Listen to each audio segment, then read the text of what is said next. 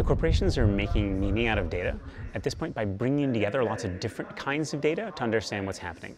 I think there was a history of making sense of kind of silos of data. So people were looking at, like Walmart was looking at what people are buying in their stores to figure out what should go into which store, and that was pretty obvious.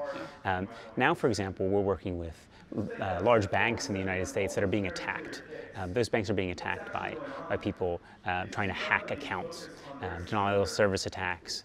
These are things you read about in the papers. What the banks are really concerned about is, one, protecting what's going on so that they look at things like their intrusion logs and these logs of the attacks that are as they're happening. They're also looking at what's going on in the accounts inside the bank.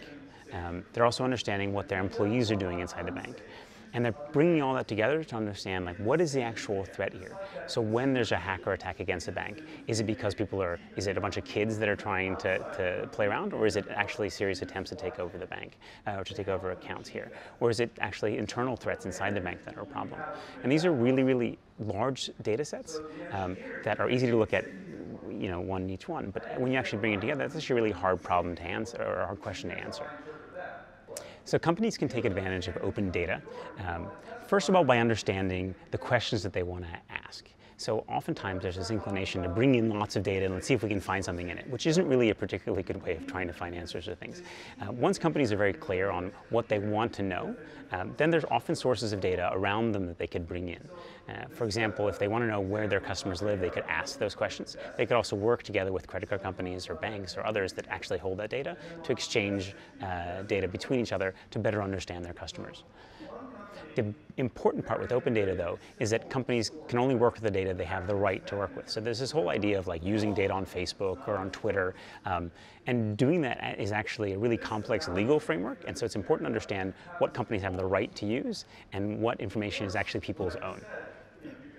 So when I look at what's happening and I'm thinking about what's next, I think it's pretty easy to say that the scale of data will keep growing. There'll be more and more data, more and more generated. I think there's a couple of things that will happen though. One, people will be much more aware of their own data. So people will understand that they are generating data and that data is valuable. And at this point, I don't think people have understood that, right?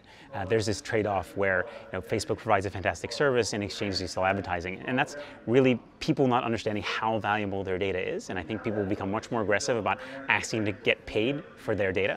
So that's one piece. I think also what's coming is that companies will be working together much more to share data between each other.